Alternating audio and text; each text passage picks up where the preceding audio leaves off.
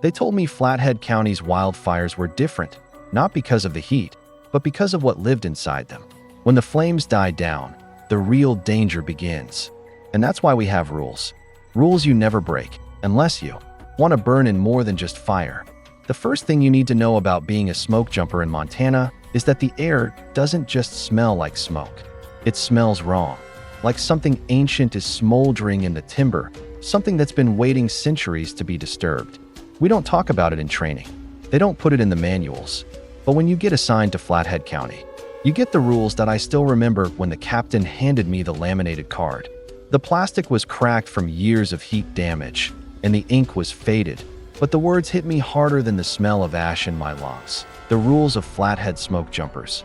Never touch anything that's still burning, even if it looks like it's stopped. If you hear voices in the fire, don't answer back. Don't stay in the burn zone past sunset, ever. If you find a tree with black sap, mark it and leave immediately. If one of your team members gets pulled into the smoke, they're gone. Don't go after them. Before you leave, say thank you to the forest. Never, under any circumstances, look at the thing that walks when the fire sleeps that I thought it was just some local superstition, a way of messing with rookies. But by my second night on the job, I stopped laughing. The chopper blades sliced through the mountain air as we approached the drop zone. The wildfire was huge, more than 1,000 acres, and the smoke was so thick it blotted out the late afternoon sun. From up here, the forest didn't look green anymore. It looked charred alive. Rookie, my partner Rourke shouted over the rotor noise. First rule, when you hit the ground, don't look too long at the fire. It's not just burning trees. I wanted to ask what the hell that meant, but before I could, the jump signal flashed. We leapt into the smoke. The heat hit me like a wall. The ground was littered with blackened branches, glowing embers, and the distant roar of the blaze devouring the ridge. The air was thick with ash, stinging my eyes and lungs that I moved with the others, scanning for hot spots. The job was simple. Dig trenches, clear brush, cut the fire off before it spread.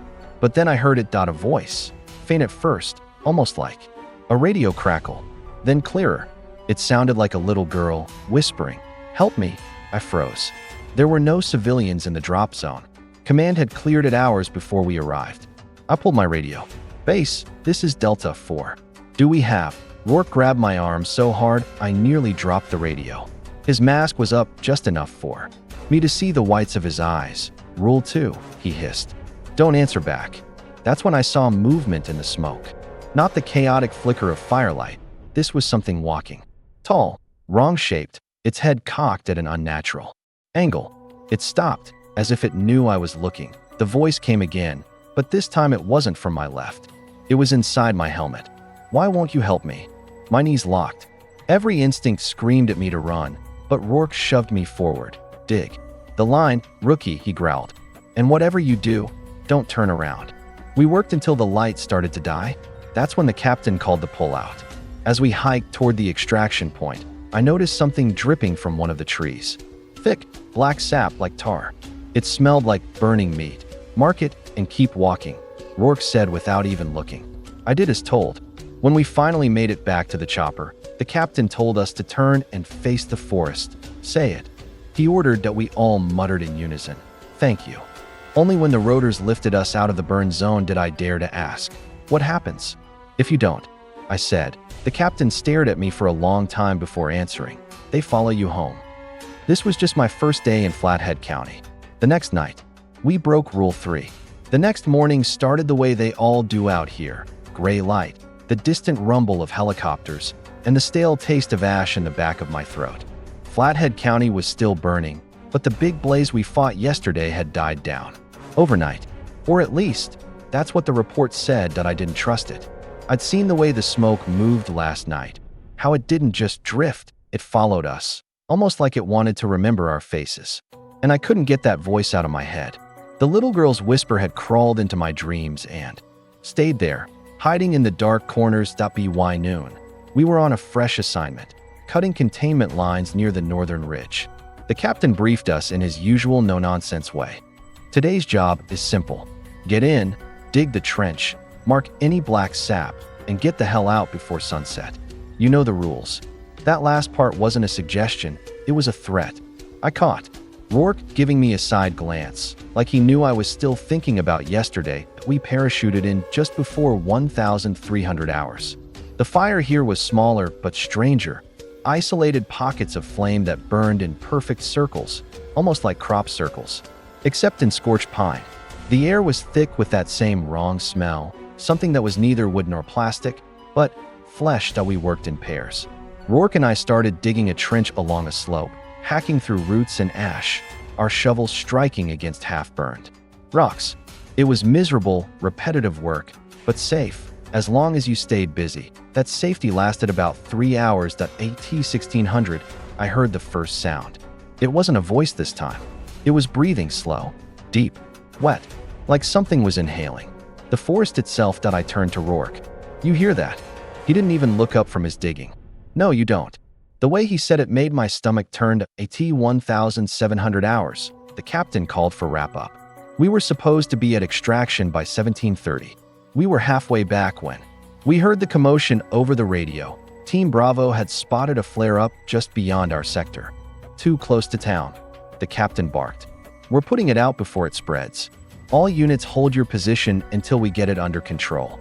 I checked my watch. Sunset was in less than an hour till we reached the flare-up site by 1815. It wasn't a wall of flame like I'd expected. It was one tree, tall, skeletal, its bark blackened and cracked like old porcelain. But the strange part was that the fire wasn't spreading up. It was spreading out, licking the ground in tendrils like fingers searching for something. The captain ordered us to smother it.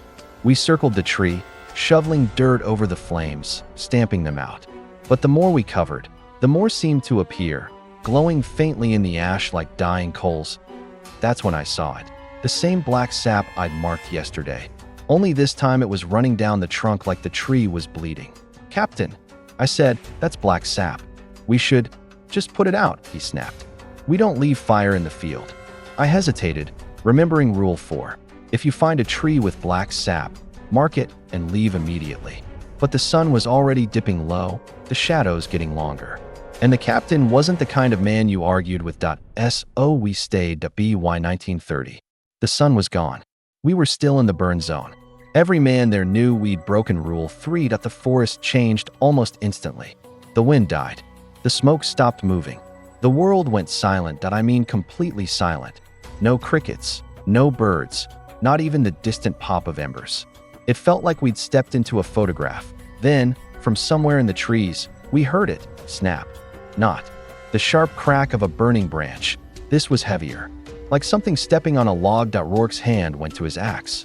His voice was low. It's walking. I froze. What is? He didn't answer.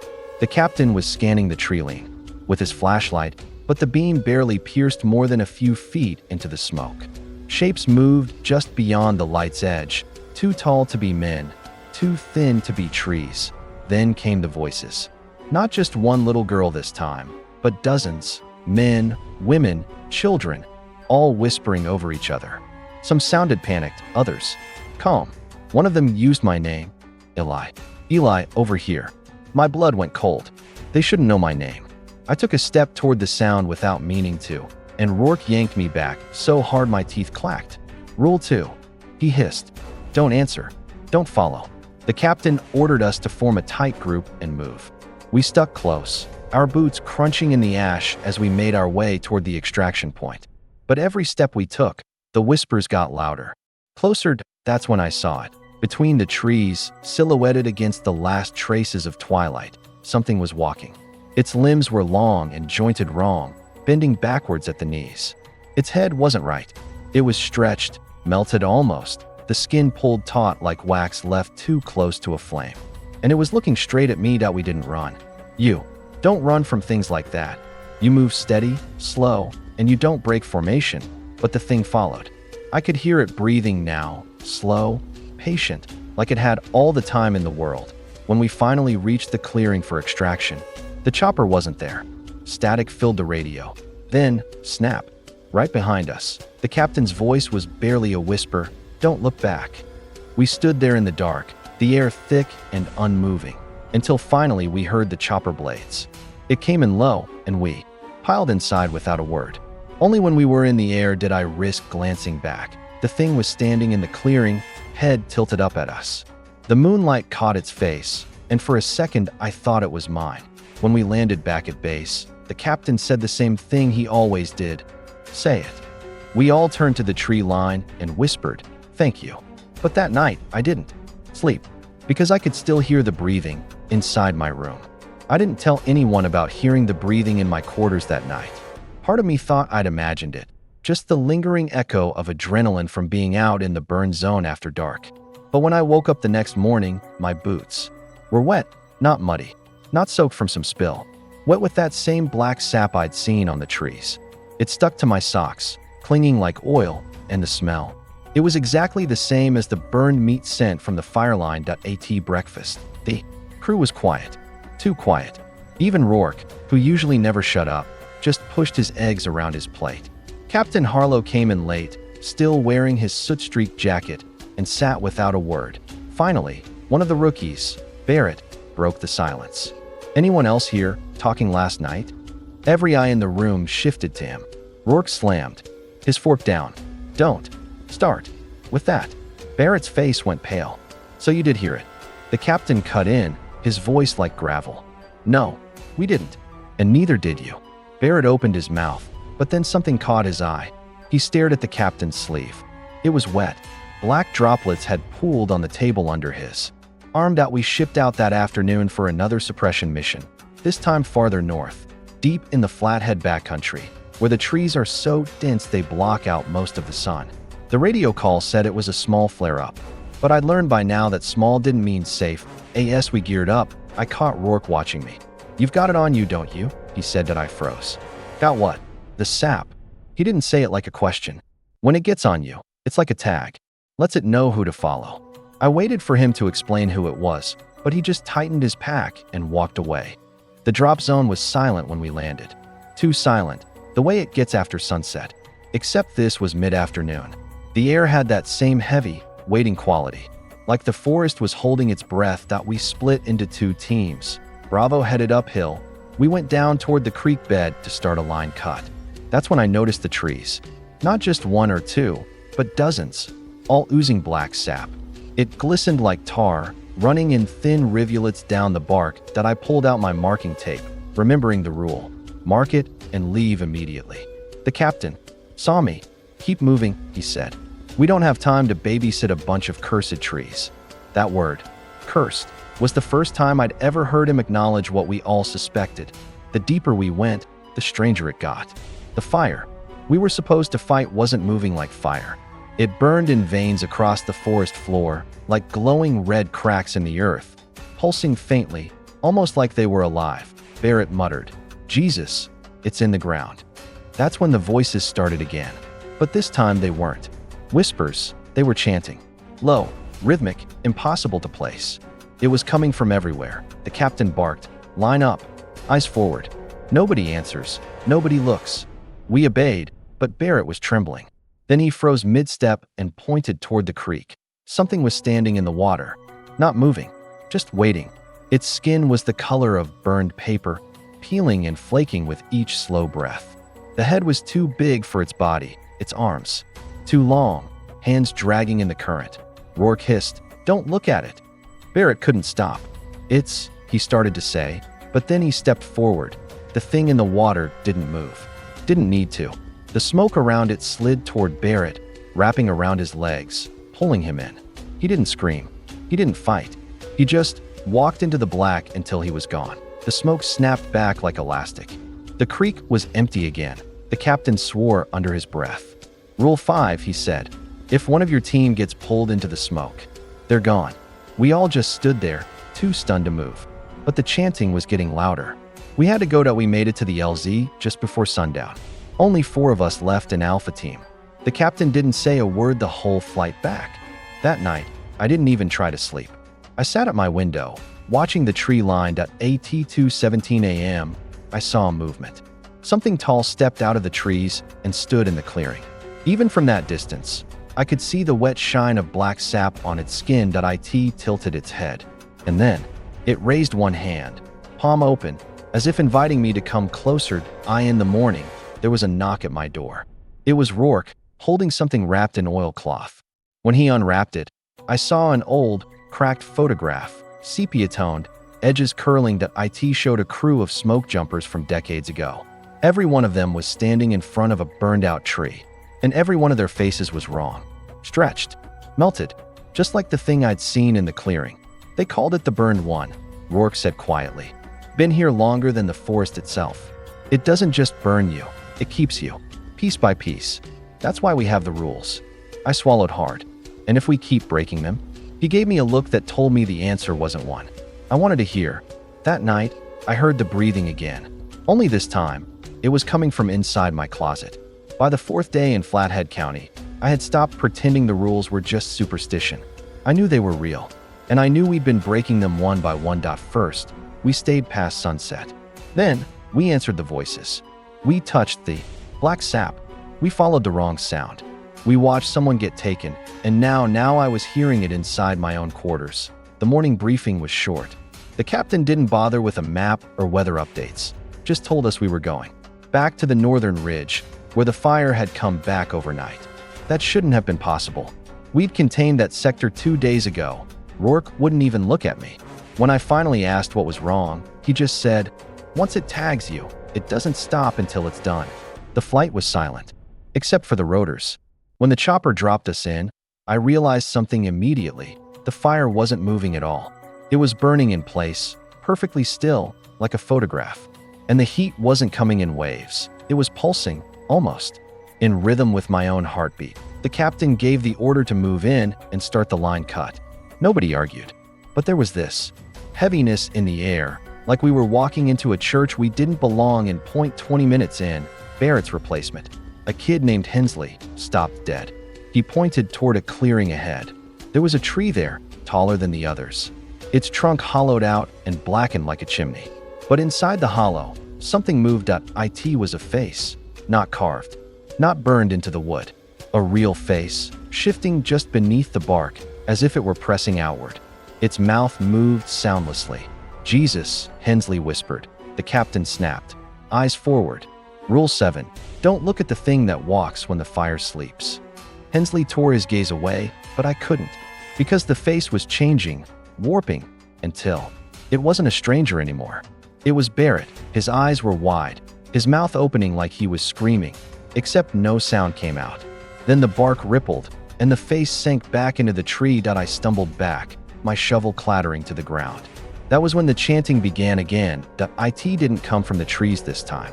It came from beneath us. The ground vibrated under my boots. A crack split open in the ash, glowing with that dull red pulse, and the air rushing out smelled like wet charcoal and rotting meat. Something was coming up. The captain shouted, "Move!" To the ridge. We ran, but the smoke moved faster. It poured in around us, thick and black, swallowing the path. I could hear it now, the Burned One, its breath slow and steady, like it had been waiting for this moment. Rourke was at my side, yelling over the roar, "Don't stop. If you stop, it'll..." He didn't finish. Something yanked him backward into the smoke. 1 second he was there, the next he was gone. No scream, no struggle. Rule 5. Gone. By the time we reached the ridge, there were only 3 of us left. Me, the captain, and Hensley. The chopper was already inbound, blades thundering through the haze. But the smoke was climbing the ridge like a living thing. And then the voices changed. They weren't calling my name anymore. They were saying thank you, over and over. Soft, patient, certain. Hensley was closest to the edge. I saw the shape forming behind him before he did. Tall, too thin. Its arms dragging along the ground, its skin wet with sap. Its head tilted like a curious dog as it reached for him. I shouted, "Run!" But it was too late. It didn't grab him.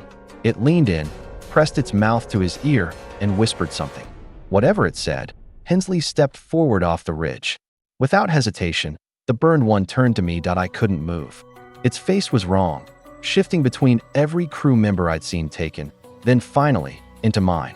It was like looking at a burned reflection. The captain stepped between us, axe in hand.